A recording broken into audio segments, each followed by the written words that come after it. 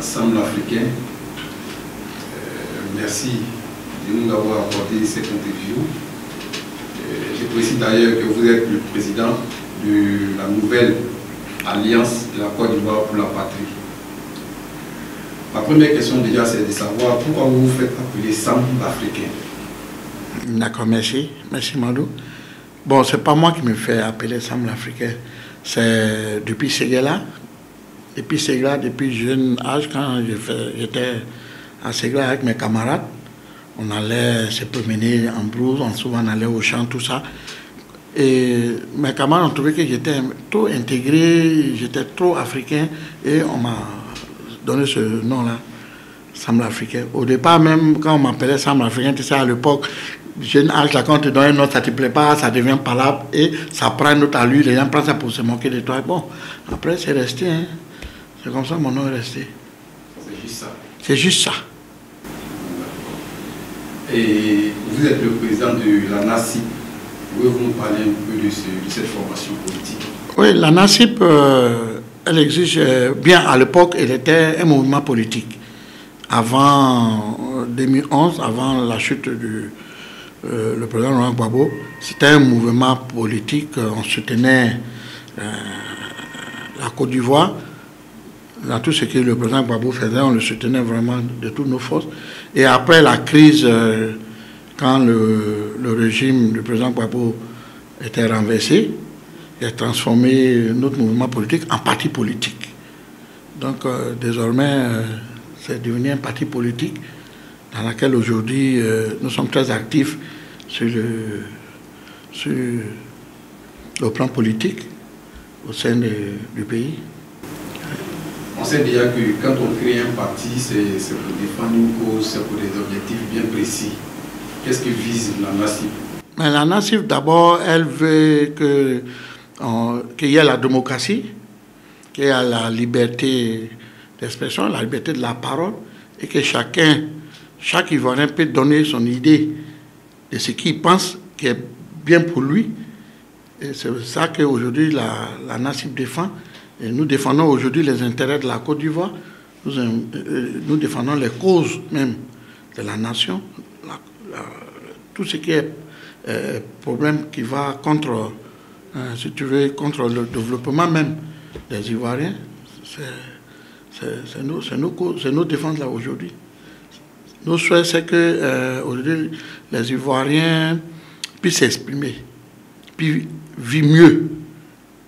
C'est ça nos souhaits, c'est nos combats aujourd'hui. Vous pensez que les Ivoiriens n'arrivent pas à s'exprimer actuellement? Mais moi j'ai fait la prison parce que j'ai parlé. N'oubliez pas ça. Parce que j'ai donné mon épion. Je suis président des partis politiques. J'ai donné un pensée. Ça m'a coûté 10 mois de prison. Ce n'est pas la démocratie. Donc pour revenir sur votre incarcération, depuis votre sortie de prison le 15 janvier dernier, vous avez passé 10 mois au lieu de 6.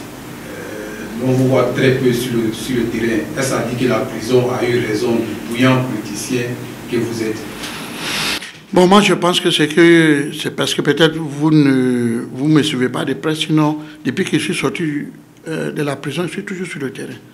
Peut-être vous ne me voyez pas trop dans les conférences de presse, vous me voyez, sinon je suis sur le terrain, je suis invité un peu partout, je vais... Il n'y a pas longtemps, j'étais à Divo, j'étais à Ganois, j'étais à Tabou. Je tourne, je suis là. Et quelles sont les actions que vous menez un peu? Mais je mène toujours les actions pour défendre la démocratie. Je défends la démocratie et la liberté. C'est ça qui est le combat de la nation. Nous défendons la ligne que notre père et notre arrière-parents nous ont laissée. Nous défendons toujours la démocratie. D'accord. On vous est très proche du président Laurent Gbagbo. En début de semaine, les juges de la CPI ont autorisé à ce que M. Gbagbo et Charles Blé Goudé demandent l'acquittement suite à la clôture du dossier de l'accusation. Quel est votre point de vue dessus? Pensez-vous qu'ils seront libres? Moi, c'est mon souhait. Moi, c'est mon souhait que le président Laurent Gbagbo, que je considère comme un père que je défends toujours de tout ma force, et que le petit frère, le ministre Charles Blé Goudé aussi, mon souhait, ma prière, tous les jours que Dieu fait, je prie pour la libération. Pour moi, ce sont des prisonniers pris en otage par un système corrompu, un système que les gens ont fabriqué de toutes pièces. Ça, c'est... Écoutez, vous savez, il faut appeler un chat chat, un chien chien. Vous trouvez que c'est trop fort, mais c'est le système. Je ne te parle du système. Moi, je n'ai pas agressé quelqu'un. Je n'ai pas dit le nom de quelqu'un, il n'a agressé personne. Je ne te parle du système. Nous sommes aujourd'hui dans un monde où il y a un système que les gens ont mis en place, où les plus forts doivent dominer les plus pauvres et les plus faibles. C'est ce système-là que nous combattons. C'est vrai, peut-être nous, on ne va pas arriver, mais peut-être nos enfants ou nos arrière-enfants vont arriver un jour. C'est ce système. C'est ce système qui a amené le président Laurent Gbagbo à la haie. Le système. Et nous tous le savons. Nous savons tout ce qui s'est passé en Côte d'Ivoire ici. On n'a pas besoin de se cacher. Donc, on ne doit rien reprocher à Laurent Gbagbo et Blé Goudé. La communauté internationale ne peut rien leur reprocher. Ils ne doivent rien leur reprocher. Parce que la crise est venue d'eux. C'est eux qui ont monté ça de toutes pièces pour créer la crise. Est-ce que la crise de la Côte d'Ivoire, ce n'est pas seulement en Côte d'Ivoire qu'ils créent les crises? Ils créent les crises un peu partout pour avoir la main mise sur le pays. C'est tout. Donc c'était pour vous, c'était pour avoir une main mise sur la Côte d'Ivoire que la communauté internationale a créé cette crise-là. Bien sûr. Ouais. D'accord. Et lorsqu'on dit que c'est la France qui aujourd'hui a décidé d'envoyer Laurent Gbagbo et Blé Goudé à la haie, et vous, à votre niveau, vous avez mené des combats, les gens ont fait des pétitions. Pour vous, quelle action on doit mener aujourd'hui? Sinon, les proches de Gbagbo doivent mener pour que celui-ci sorte de prison. Ce n'est pas la France qui a amené le président Laurent Gbagbo. C'est quelques dirigeants de la France. Parce que quand tu dis la France, c'est comme nous accusons tous les Français. Je ne veux pas accuser tous les Français. Il y avait quelques personnes comme les Sarkozy et quelques d'autres personnes qui sont à la base de ce montage-là pour faire partie le président Laurent Gbagbo. D'abord de le faire arriver au pouvoir et de le faire partie à la CPI en l'accusant. Même le mal qu'eux-mêmes ont fait de mettre tout ça sur le dos du président Laurent Gbagbo. Maintenant, pour les pétitions que vous dites, moi j'ai dit que, bon, les pétitions, il y a eu des milliers de signatures, mais après les signatures, quels sont ceux qui ont signé, quelles actions qui sont prêts à mener pour que leurs signatures soient validées, pour que les gens prennent ça en compte. Ce n'est pas dans ce silence-là, dans ce calme-là. Vous avez signé des pétitions pour demander la libération de Gbagbo, mais il y a des actions à mener. On le fait. Comment et quand? Moi, je retourne la question. Vous qui êtes proche de Gbagbo, quelles sont, à votre niveau, les actions que vous avez menées? Moi, j'ai fait ma part. Moi, j'ai défendu. J'ai fait ma part à la CPI. Moi, j'ai été un témoin. J'ai fait ma part à la CPI. J'ai fait ma part de vérité à la CPI. J'ai dit ma part de vérité à la CPI. Donc, moi, je considère que moi, j'ai fait ma part. Donc, là, ça a été un revirement de situation parce que vous étiez témoin de l'accusation. Est-ce que vous avez vu le premier jour où j'ai été auditionné, vous avez le dossier qui vous dit que j'étais auditionné en qualité de témoin en charge? C'est à vous de nous le dire. Non, je n'étais jamais témoin ni en charge ni en décharge. Si vous regardez, vous rentrez dans YouTube, vous regardez le premier audience, le premier jour de l'audience, la question a été posée au président. Moi-même, je lui ai posé la question devant les yeux du monde pour lui dire qu'on me dit que je suis un témoin en charge, mais je suis venu pour savoir, est-ce que je suis un témoin en charge ou en décharge? Je voudrais le savoir, que tout le monde le sache, pourquoi je suis ici. Le juge a été clair, le président de ce pays. Il a dit, vous n'êtes pas ni témoin en charge ni en décharge. Vous êtes un témoin ici pour nous raconter les faits et ce que vous savez. À partir de ce que vous dites, vous savez, vous serez connu comme un témoin en charge ou en décharge. Là, moi, je suis clair dessus. Je ne veux plus qu'on me répète ça. Je n'ai jamais été un témoin en charge. J'étais un témoin des faits. Puisque moi-même, quand on m'a auditionné, on m'a dit qu'on m'accusait d'être un co-auteur. Un co-auteur, ça veut dire que tu es un coupable aussi des faits.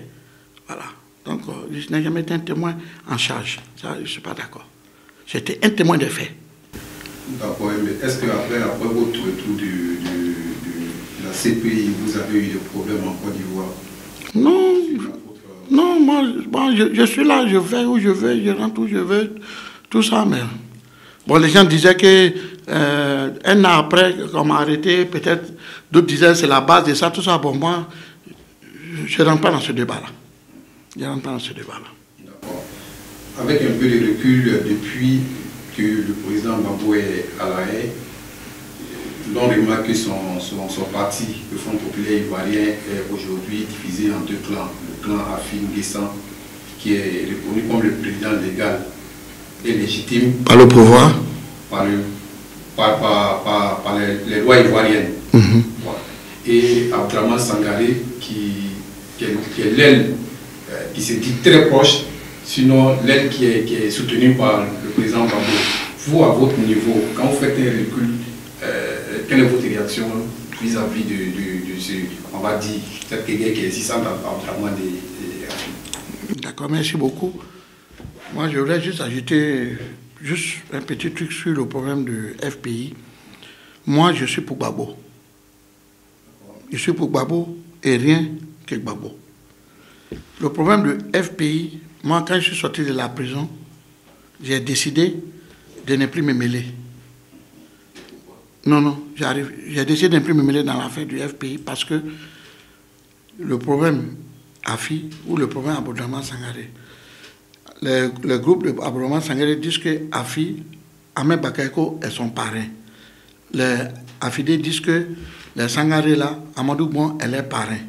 Moi, j'ai aucune preuve de ça. Je ne vais plus rentrer de ça. J'ai dit aujourd'hui que la division du FPI, c'est ça qui fait qu'aujourd'hui, il y a la souffrance au sein même des Ivoiriens. Les Ivoiriens souffrent parce qu'il n'y a pas de vraie opposition. L'opposition est très divisée. Donc moi, j'ai décidé de ne même plus parler. J'ai dit le jour que l'AFD ou bien le président Afi fait des actions qui vont aller dans l'intérêt des Ivoiriens et dans l'intérêt de l'opposition, je vais le soutenir. Si les Sangaré vont aller faire ou ils vont faire des choses qui vont dans les intérêts de l'opposition et des Ivoiriens, je vais les soutenir. Mais je ne veux pas soutenir les divisions. Je ne suis plus dedans. Je ne veux plus parler de ça. Pour ça, vraiment, vous m'excusez. Je suis pour Gbagbo, je suis pour l'intérêt des Ivoiriens, je suis pour le combat. La NACIP est mon parti. Nous, on est en train de faire un plan des actions que après le mois de juin, après le carême, nous allons commencer à faire des tournées pour mobiliser et stabiliser les Ivoiriens pour les prochaines luttes. D'accord, mais vous faites partie de l'opposition ivoirienne et tout à l'heure vous avez dit qu'on s'empare l'opposition sur les... On est divisé. Vous êtes divisé. Quelle action déjà, vous, à votre niveau, vous avez mené pour qu'on ait une opposition très forte en Côte d'Ivoire? Je n'ai pas à mener des actions moi personnelles. Je mène des actions. Je le fais depuis un moment, je fais des actions. Moi, je peux vous dire que je tourne plus que tous les autres partis de l'opposition. Et j'ai les preuves. Donc, je n'ai pas à aller tirer les gens pour venir vers moi pour que nous fassions des actions. Les actions se font ensemble. On doit être unis. Mais puisqu'on n'arrive pas à être unis, chacun est en train de faire palabre pour des leaderships. Moi, je ne rentre pas dans ça. Moi, ce qui m'intéresse aujourd'hui, c'est comment il faut faire des actions pour que nous libérons le président Laurent Gbagbo et le ministre Ablé Goudé et libérer la Côte d'Ivoire. C'est ça qui sont mes actions. Les actions sur palabre de leadership, moi, je ne suis pas dedans. Il y a tout récemment une frange de cette opposition qui a appelé au boycott de l'opération d'enrôlement sur les listes électorales. Vous, à votre niveau, vous soutenez cet appel ou vous parlez des EDS? Oui, ensemble pour la démocratie. Mais voilà, quand vous parlez de l'EDS qui font un appel, maintenant, même EDS aussi, il y a des partis qui sont alliés à eux, qui ont dit le contraire. Donc, ce que je viens de vous dire, moi, je ne rentre pas dans des alliances où il y a division, dans des alliances où les gens ne s'attendent pas. Donc, je ne rentre pas de ça. Ce qui concerne le boycott ou bien l'enrôlement, la NACIP a décidé de se taire dessus, de laisser chaque Ivoirien et les Ivoiriens eux-mêmes prennent leurs décisions et prennent conscience s'ils doivent s'enrôler, si c'est dans leurs intérêts ou si ce n'est pas dans leurs intérêts, à eux-mêmes de décider. Mais la NACIP ne lancera pas aucun mot d'ordre, ni demander aux Ivoiriens d'aller s'enrôler, ou ni leur demander de ne pas s'enrôler. Elle laisse les Ivoiriens leur choix eux-mêmes. Ils sont libres de faire ce qu'ils veulent. Nous, on ne va pas prendre des décisions pour ça. La NACIP a décidé de ne pas donner de mots d'ordre. Mais et si vos partisans venaient vers vous à président, qu'est-ce qu'on fait? Voilà, on demande ailleurs de boycotter, on fait quoi? Moi, je l'ai dit, ils ont le libre choix eux-mêmes de décider. Parce que, je vous donne un exemple. Avant 2015, le FPI, quand ils étaient unis, ils ont demandé le boycott. Et en 2015 même, ils ont posé leur candidature. Moi, je vous donne un exemple. À Yopougon, moi, j'étais candidat. Tous ceux qui me soutenaient, tous ceux qui me suivaient n'étaient pas enrôlés. Donc, je crois qu'il y a quelque chose qui ne cloche pas. Vous ne pouvez pas dire aux gens de boycotter et puis vous devenez candidat, ou bien vous dites aux gens d'aller vous enrôler et puis vous dites qu'on boycotte les élections. Donc, je crois que c'est pour cela que la NACIP a décidé de laisser le choix aux Ivoiriens. Les Ivoiriens, quand même, sont mûrs. Ils savent ce qu'ils veulent. Donc, on leur laisse le choix de décider eux-mêmes. Pour vous qui menez souvent des actions sociales sur le terrain, tout récemment, on a vu en Côte d'Ivoire des populations être déguerpies et les lieux d'habitation, précisément la population des Tanga. Vous, en tant que président des partis, vous, en tant qu'homme politique, quelle est votre réaction sur ce déguerpissement? Bon, vous savez, nous sommes dans un monde qui évolue. Tout pays veut avoir un développement. Tout pays veut rassembler à un paradis. Mais il y a la manière, il faut le faire. Je ne suis pas contre qu'on puisse déguerpir des gens sur un lieu où on veut bâtir pour changer l'image du pays. Mais comment il faut le faire? Il faut le faire de manière propre, c'est-à-dire des Ivoiriens qui habitent là avec des enfants, des petits-enfants, qui vont à l'école. Hein? Et puis vous venez plein nuit ou plein matin bonheur, vous venez tout casser. Mais pourquoi ne pas attendre les vacances scolaires d'abord? Ça c'est un, avant de le faire. Et de deux, pourquoi ne pas loger cette famille, ces personnes? Parce que quand on dit qu'ils n'ont pas de droit, ils habitent ici, ils n'ont ni titre ni fond. Mais c'est des êtres humains, c'est des Ivoiriens. C'est des Ivoiriens. Ils ne sont pas en bas du pont, ils ne sont pas dans la rue. Ils sont dans des maisons qui sont bâties depuis, même si c'est depuis 50 ans que vous voulez renouveler. Mais il faut installer les gens, il faut les loger. Il faut les loger. C'est inhumain ce qu'ils ont fait. Mais prenez tout ce qui s'est passé sur des bassins, tout ça. Hein? Moi, je ne suis pas contre le développement. Même si moi j'étais président de la République, je veux construire mon pays. Je veux que mon pays ait l'image vis-à-vis des autres pays. Mais je vais le faire ça de manière vraiment en respectant les droits humains. Voilà. C'est pour cela que vous avez vu que je suis allé les soutenir. Ce n'est pas eux ceux qui sont allés soutenir. J'ai été dans d'autres quartiers qui ont été déguerpis avant eux.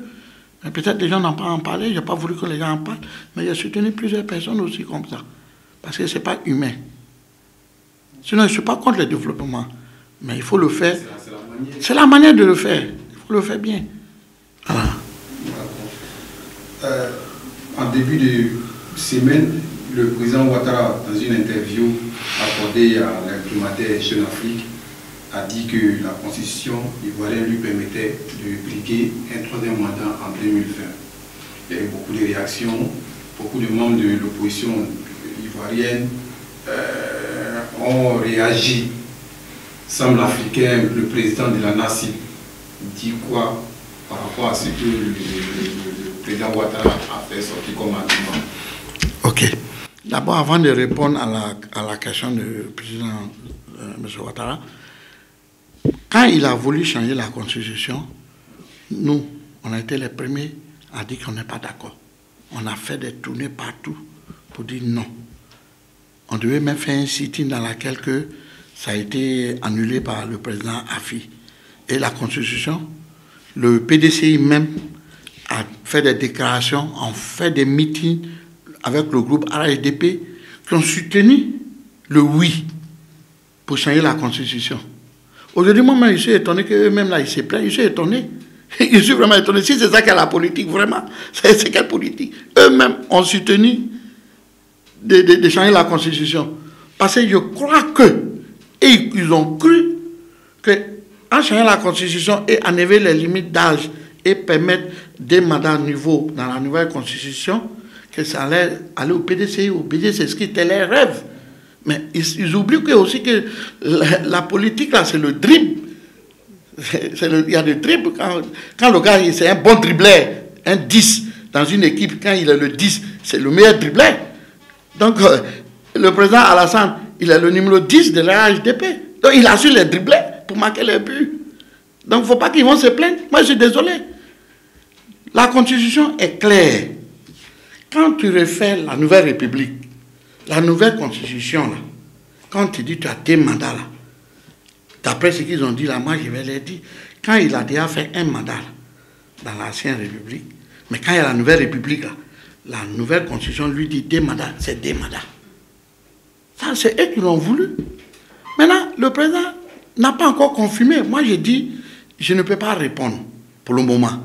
Parce que pour moi, il est en train de sonner, c'est du sondage qu'il fait. Il sonne le terrain pour connaître la réaction des Ivoiriens. Sinon, ce qu'il a dit, qu'est-ce qu'il a dit de mauvais? Il n'a pas dit que je suis candidat et je serai candidat. Il dit, ça me permet, si je le veux, ça me donne le droit. Ça lui donne le droit. Il dit, si je le veux, mais je vais me prononcer au moment opportun, quand ça va arriver. Mais pourquoi on s'agit, on est excité, puis on saute, on dirait, comment on appelle, l'oiseau qui saute comme ça. Je ne sais pas pourquoi ils font. C'est eux qui ont appelé à voter le oui. Ils n'ont qu'à se calmer. Le gars n'a rien dit. Le président Alassane a dit, il a le droit s'il veut. Il dit, si je veux, ça me donne le droit. Mais pour le moment, je vais me prononcer. Mais attendez, il va se prononcer. En tout cas, moi, le président Alassane, il est politicien. Il a parlé en qualité politique. Et moi, j'attends le jour, quand il va officier ça, que je vais le répondre en politique aussi. Pour le moment, là, je crois qu'il n'a rien dit. Il n'a rien dit. Il est en train de sonner le terrain. Donc, que les gens se calment. Lors de son discours du 1er mai, le président Ouattara a déclaré qu'il n'avait pas de prisonniers politiques en Côte d'Ivoire. Vous, étant le président d'un parti politique qui avait fait la prison, vous avez sûrement vu des hommes politiques en prison là-bas. Maintenant, quelle est votre réaction vis-à-vis de la déclaration de M. Ouattara qui estime que chez lui en Côte d'Ivoire, ici, il n'y a pas de prisonniers politiques? Bon, comme vous venez de le dire que le président Alassane Ouattara lui-même, il a dit chez lui ici, il n'y a pas de hommes politiques. Le président peut dire, lui peut dire qu'il n'y a pas de prisonniers politiques parce que ça dépend de quoi ils sont accusés, de quoi ils les occupent. Donc il peut le dire, ça c'est lui, il peut le dire. Maintenant, ceux qui sont accusés ou qui sont en prison, il peut se dire qu'ils sont prisonniers politiques parce qu'ils sont des politiciens. Mais lui, il peut dire non, ils ne sont pas des prisonniers politiques parce qu'il a dit. Ils ne sont pas des prisonniers politiques parce qu'ils sont accusés de braquage. Il a dit. Lui, il peut donner la forme qu'il veut. Mais moi, ce que je veux, je ne veux pas rentrer pour dire qu'il y a des prisonniers politiques, il n'y a pas de prisonniers politiques. Tout ce que je veux, c'est de lui dire. Et lui-même, il a dit à la fin qu'il a demandé au ministre de la Justice d'accélérer le dossier de ces prisonniers-là. Parce que pour aller à la réconciliation et puis pour la cohésion sociale entre les Ivoiriens, de bon vivre ensemble, qu'il va prendre des décisions. Si il va les gracier ou bien il va faire amnistie. Moi, ce que je vais lui dire, ils soient des prisonniers. Il peut dire même c'est des vendeurs de cola, c'est des vendeurs de tomates. Il peut dire ce qu'il veut, il peut donner la forme qu'il veut. Tout ce que moi je lui dis, je lui demande pardon. Au nom de tous ces prisonniers de la crise, en maintenant, je lui demande pardon. Je lui demande pardon de les libérer. Vraiment, beaucoup de familles souffrent. Beaucoup des enfants ne vont plus à l'école. Les parents sont en prison. Tout ce que je peux lui dire, c'est de les libérer. De prendre une décision, de les gracier. Vraiment. Je lui demande pardon. Donc, pour dire qu'il y a prison politique, il n'y a pas prison politique, moi, il y a prisonnier. Que ce soit politique, que ce ne soit pas politique, que ce soit vendeur de machettes, vendeur de tomates, vendeur de viande, c'est des prisonniers. Tout ce qu'il peut lui dire, qu'il les pardonne, qu'il les libère. Ils vont rejoindre leur famille. Moi, c'est tout ce que je peux dire pour eux. Je peux demander pour eux, seuls, qu'on les libère. Je demande pardon, c'est tout. Donc, que ça soit prison, moi, je sais que c'est des prisonniers, il faut demander pardon. Moi, j'ai fait la prison, je sais la souffrance qu'il y a là-bas. Je sais combien de fois j'ai apporté à ces prisonniers-là. Et à leurs familles même qui sont au dehors. Donc, tout ce que je lui dis, c'est pardon. Il faut les libérer. C'est tout ce que je peux te demander. C'est de demander pardon. Bientôt, c'est le 7 août. Si, pour la fête d'indépendance, là, il peut faire vraiment grâce pour pardonner. Les Ivoiriens vont lui être reconnaissants. Ça, c'est ce que je peux lui dire. Merci.